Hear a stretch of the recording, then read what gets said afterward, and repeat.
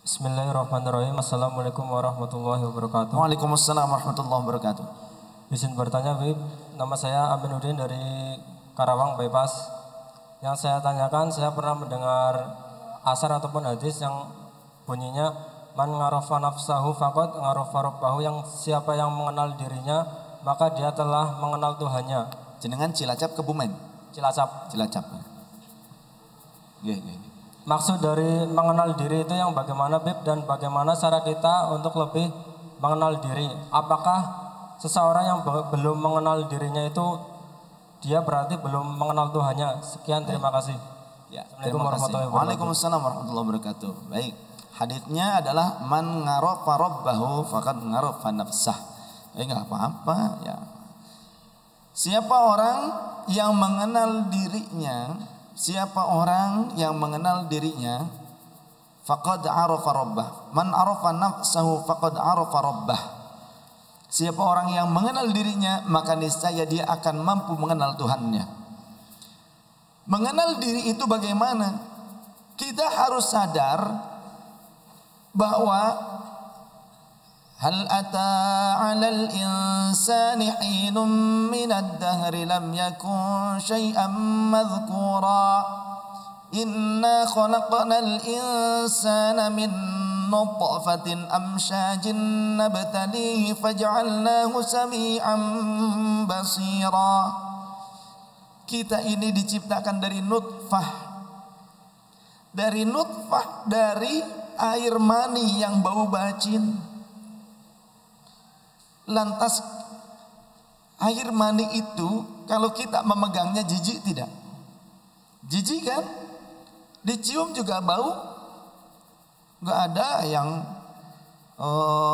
wangi seperti parfum Katy Perry, gak ada. Ya. Yang ada keteknya Perry ya.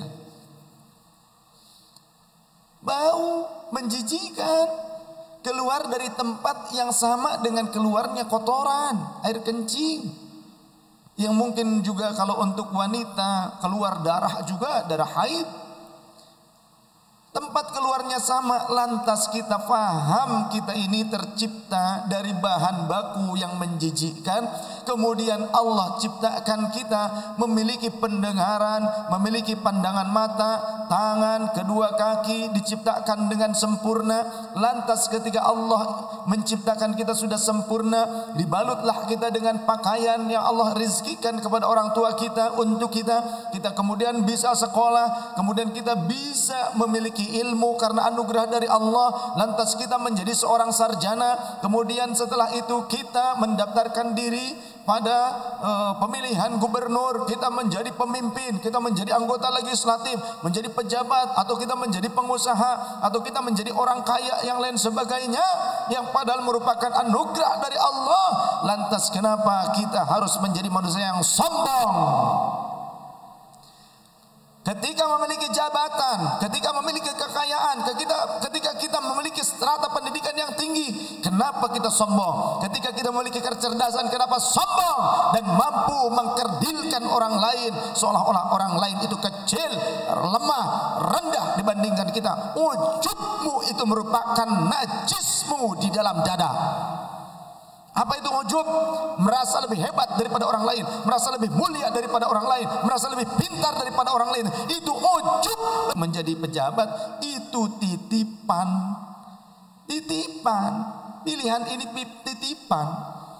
Walaupun kita yang berupaya, kita kan sekolah, kemudian kita bisa menjadi pejabat, kita bisa menjadi orang kaya, menjadi pengusaha. Andai Allah jatuhkan engkau, terbenturlah bagian kepala belakangmu, lantas ingatanmu hilang. Walaupun saat ini kamu menjadi pejabat, menjadi pemimpin, kira-kira Allah atau masyarakat masih mau memakaimu sebagai pemimpin, sedangkan kamu tiap saat hehehe karena jatuh doang. Ayo. Tidak, nggak laku lagi. Pribadi yang berakhlak mulia, tawadu. Tawadu itu bukan tara mawaduit, bukan. Pakai dod lagi, duit bukan. Tawadu, tara mawaduit, bukan. Ya, itu mah berarti bawanya ATM doang. Ada yang suka bawa ATM? Saya nggak mampu. Anjungan Tunai Mandiri. Itu mah mesinnya saya cuma sering kali bawa kartu ATM. Ya. Maka kalau kita paham bahwa kita ini makhluk yang lemah, kita nggak akan sombong. Kemudian kita pun tidak akan menantang Allah atau menentang Allah. Kita akan manut patuh kepada Allah Subhanahu wa taala, menjadi mukminan shadiqan. Kita akan selalu tawadhu di hadapan Allah. Kita akan tawadhu di hadapan orang lain. Tawadhu itu diperintahkan karena Rasulullah sallallahu alaihi wasallam seorang nabi, seorang rasul, raja seluruh makhluk. Kata baginda Rasul, "Ana sayyidu waladi Adam yaumal qiyamati wala fakhra." Aku adalah sayyidnya, pemimpinnya seluruh anak Adam, seluruh manusia pada hari kiamat. Dan bukan tujuanku mengatakan ini sebagai kesombongan, tapi aku ingin menyampaikan yang hak dari Allah Subhanahu wa taala. Allahu haq. Aku ingin menyampaikan yang hak tentang ketetapan Allah Subhanahu wa taala. Rasul yang menjadi pemimpin seluruh makhluknya Allah, beliau diperintahkan oleh Allah Subhanahu wa taala, waqfid janahaka liman ittaba'aka minal mu'minin.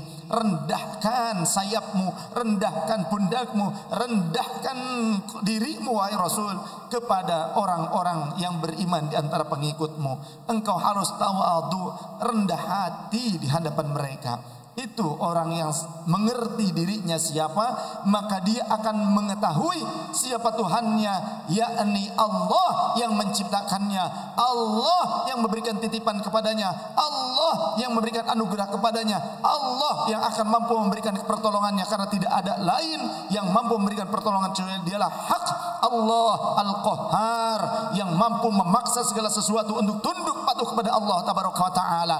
Jadi kalau kita mengerti itu, maka kita tidak akan sombong di dalam solatnya. Mentang-mentang kita hafal Al-Quran, solatnya Allahu Akbar. Serem amat waktu solat juga serem. Ngadepin Allah saja serem. Wah, gimana itu? Ya, bukan di sini lagi, di sini mau nyekek. Kita nggak akan sombong di dalam solat kita, merasa paling benar solatnya. Kita akan tawadhu, nggak cepet-cepet. Kita akan khusyuk. Kalau kita ngadepin pejabat khusyuknya, tawadhu, ngadepin Allah, Allahu Akbar, Allahu Akbar, Allahu Akbar. Aduh, ngadepin pimpinan mah khusyuk, ngadepin orang kaya khusyuk, supaya dikasih duit, supaya dinilai bagus, dapat reward. Tapi ngadepin Allah asal-asalan. Bagaimana mungkin kau berhak mendapatkan surga kalau sikapmu kepada Allah bagaikan ahli neraka? Sombong itu ahli neraka, sifat ahli neraka, sifat iblis. Apa iblis enggak ahli ibadah? Ahli ibadah, tapi sama, ya, punya kesombongan. Walaupun ahli ibadah sama dengan orang yang tadi, ya ibadah mah ibadah, tapi kok sombong. Maka jangan seperti itu. Kita harus menjadikan segala kejadian yang ada di lingkungan kita dalam kehidupan kita sebagai ibrah, pelajaran. Pelajaran yang sangat berharga. Ketika ada orang sombong kepada kita, kita jangan sombong. Karena kita pun gak senang ngelihat orang sombong pada kita. Maka kalau kita sombong pada orang lain, maka orang pun gak senang sama kita. Kan begitu? Jadi kalau kita paham diri kita makhluk yang lemah, maka kita akan memahami Allah lah yang paling mulia, yang maha sempurna. Ketika kita memahami Allah yang maha sempurna, maka kita akan tunduk patuh takwa kepada Allah. Al-jannatu u'iddat lil muttaqin. Surga disiapkan hanya untuk orang-orang yang bertakwa. Semuanya dipanggil yang takwa, entah yang profesor ke, entah yang biasa ke. Jadilah pribadi-pribadi yang penuh akhlak mulia. Terlebih lagi ketika berhadapan dengan Allah Subhanahu wa taala. Jangan asal-asalan. Kalau kita ngadepin pejabat atau pimpinan di perusahaan, kita pakai pakaian yang wangi, bersih, yang bagus. Kenapa kita ngadepin Allah taala asal-asalan? Kenapa? Karena kita tidak memahami bahwa kita itu ciptaan Allah yang berasal dari perkara yang sangat menjijikkan, bahan baku yang menjijikkan. Kita tidak sadar itu, maka orientasinya jangan selalu dunia melihatnya yang tinggi, tapi orientasinya coba diutamakan, ditujukan pada akhirat, orientasinya kepada Allah Subhanahu wa taala. Jadilah Islam oriented. Islam oriented, segala aspek kehidupan kita selalu diukur dengan ridhonya Allah. Jangan selalu money oriented, apa-apa diukurnya dengan uang. Yang mulia itu yang punya uang, yang mulia itu yang punya jabatan. Jangan seperti itu. Tapi selalulah kita memiliki Islam oriented, Islam yang kafah. Udkhulu fis silmi kafah. Jadi yang namanya Al-Quran dan Sunnah jangan hanya diterapkan pada saat sholat, zakat, puasa. Jangan hanya itu saja, tapi seluruh aspek kehidupan kita coba terapkan Al-Quran dan Sunnah. Kalau masih salah berarti kita yang salah, bukan Quran dan Sunnahnya yang salah.